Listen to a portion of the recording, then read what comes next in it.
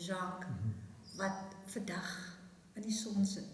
En as ek hulle sien, voel ek in die hartseer, want dit was uitmuntende studente daar die tyd gewees. En van hulle niks geword het. Maar hulle het gehardloop. En hulle het hulle self opgeoffer om, soos ons sal sê, om vir Mandela vry te kry. Maar niemand weet van hulle nie. Niemand ken hulle nie. Niemand weet van hulle bestaan nie. Is net ons wat nou nauwelijks van hulle gesien het en saam met hulle op skool was, wat weet van hulle bestaan. Maar nie een van die politikus manne wat daar bo sit, weet van al die jong manne en jong vrouens wat saam gehardloop het. Soos ons al gesê, saam agter Ellen Bossakkie.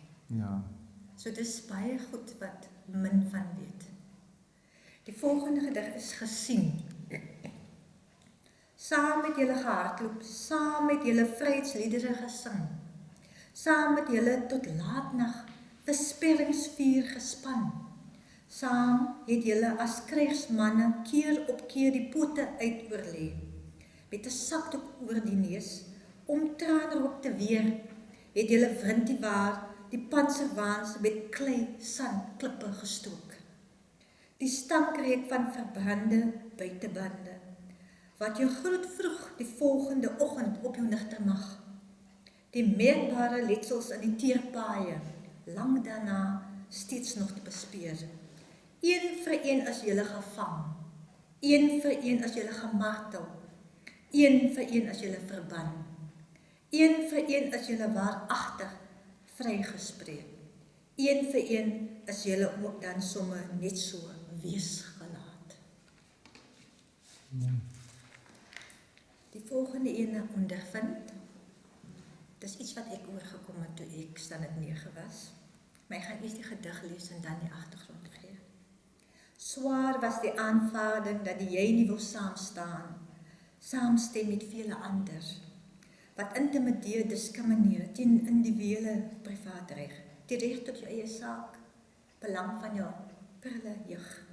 Jy weet by jouself, jy het dit nie ervaar.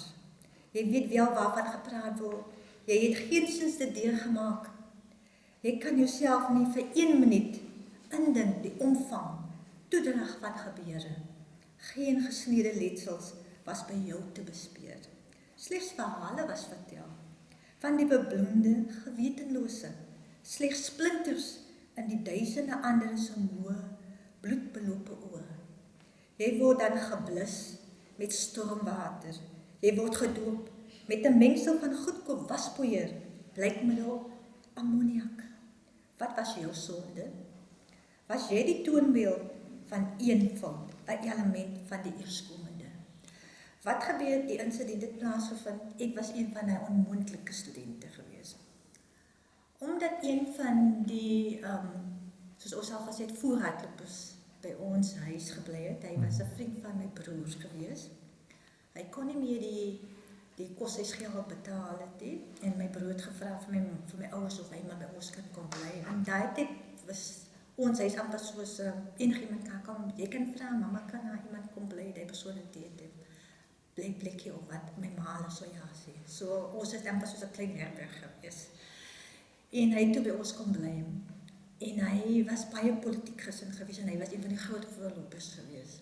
Maar baie keer het ek hom gesê, julle plan is verkeerd. Mense, julle kan nooit dinge so doen nie. Julle gaan uitoorlê word. Wees versigtig, doen dit en dat. Maar niemand het geweet dat ek eintlik op deel het nie. Maar ek het gevoel, ek kan nie my indink wat my voorvaders deurgemaak het. Want die mense wat regtig dit die apartheid deurgemaak het, was my voorvaders. Dit was nie ek nie. My ouers het vir my opgebring tot die beste van hulle vermoë. Ek het geen apartheid gevoel nie, want daar word my pa en my ma gesorg. Ek het ballet gedoen en ek het in aanraking gekom met ander blanke studente. So, en naweke het ons Parel toegekom, by Parel meisie hoërskool, en ons het klasse daar kom neem, en dit was in totaal 'n blanke hoërskool gewees. So, ek ken nie apartheid nie. Ek het nie apartheid gesmaak nie, ek het nie ervaar nie. Ek het nie, vir my was nie gesê, staan in daardie lyn. Ek was nie gesê jy mag nie swem nie. Ek was nie gesê jy mag nie in die winkel kom nie. Ek was nie gesê jy staan in die verkeerde lyn as jy in die poskantoor is nie. Ek was nie die een wat die dompas gedra het nie. Dit was my voorouers gewees. En my pa het gesorg dat ons nie daai ervaring moet deurmaak. So ek het gevoel, hoe kan ek sê daar is apartheid as ek dit nie self gesmaak het nie. Dis waaroor die gedig gaan. En wat gebeur het, en baie van my medestudente het gevoel ek is verkeerd en ek het gevoel ek wil klas hê. Ek was die enigste student in die klas. Hulle het my uitgespuit met die planbusse. Hulle het chikke in my gesig gegooi, hulle het my met waspoeiermiddels gegooi. Hulle het alles aangevang vir my die klas. Ek het geveg soos ons sal sê. Ek het geveg om in die klas te bly want ek wil klas gehad het. Maar die res het almal buitekant gestaan, maar die meeste van die persone, kinders wat buitekant gewees het, was nie eers deel van die optog nie, was nie eers deel van die oproerigheid nie. Hulle het dit maar net gedoen, as nog 'n dag sonder 'n les, is nog 'n dag sonder klas kry. En ek het gesê, nee, dis twee mense wat sê, ons gaan boikot. En 30 gaan saam. Wat wil hulle doen? Hulle wil net huis toe gaan. Hulle is saam met die groep wat redig staan vir die boikot. Hulle is daar vir die luxury, want ons gaan net op vir huis toe want die skool gaan vandag. En ek het gevoel, dis my reg om te sê, ek wil lesse hê. Want die einde van die tyd, of die einde van die jaar moet ons eksamen skryf, dan gaan ons die persoon wees wat nadelig beïnvloed gaan word. So dit eintlik wat ek oorgekom het. En ek kan ook sê, my vriend was ook 'n voorraadloper en hulle kon nie die punt kry, hoe kan ek bevriend wees met iemand wat 'n voorraadloper is? En ek sê, ek gaan nie saam hardloop nie. En ek het hulle gesê, julle doen dinge verkeerd. Julle benadeel julle self. Veg vir die regte ding. Veg volgens hoe julle moet veg. Maar wees verseker dat julle ook julle geleerdheid moet kry. En ek kan vandag sê, as ek moet kyk na baie van my medestudente, dan sal ek vir myself sê, ek het vir baie gewaarsku, julle gaan nie raak gesien word nie. En dis wat gebeur het. Die meeste was nie raak gesien nie. Dis ondervind. So dit was my persoonlike ondervinding. Gevind tussen gestapelde papiere, dose vol boeke, kunsmateriaal, lê jy versteek, volgeprop, met voldwange feite toegevul. Slegs die stof raak jou nou aan, geen geïnteresseerde vinders wat deur jou blaai, honger na gebeurtenisse van gister en nou. Wanneer sal jou reg in ere herstel word? Jou plekkie onder die bekendes verseker wees. Jy wat gister se nuus was. Jy wat soveel oë geopen het. Jy wat sonder skroom die waarheid vertel het. Nou is jy gevind. Verseker sal jy tot ere herstel word. Almal sal weer van jou hoor. Jou sien, weer eens is jy doeltreffend vanmôre. Jou woorde sal ons aanraak. Jy is nou ons nuwe geskiedenis. Ons sal jou verseker verlang onthou.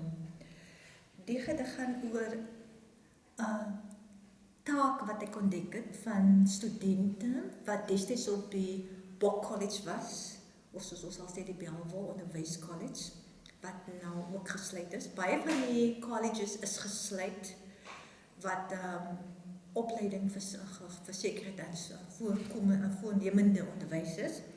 En dit was 'n taak wat geskiedenisstudente aan die college geskenk het. En die taak het ek ontdek tussen al die bokse, ou college weergawe en dokumente en goedes wat weggegooi moet word. En ek het besluit ek gaan die taak hou.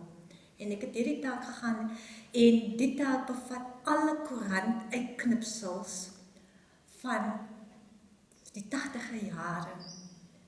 En ek is van plan om die oorspronklike studente kontak om te hoor of ek sy inligting kan gebruik om dit te laat publiseer in 'n fotoalbumboek, 'n koffietafelboek te laat publiseer. Want ek voel dit is regtig geskiedenis daai. En baie van die goed weet ons nie eers nie. Baie take is al reeds weggegooi, maar bevat soveel inligting wat eintlik ons geskiedenis is. So gister se nuus of die gebeure van die 80e jare wat in die koerante was, is nou vergete. maar eintlik lê al die inligting van wat gebeur het eintlik in die koerante van gister. En dis waarom die gedig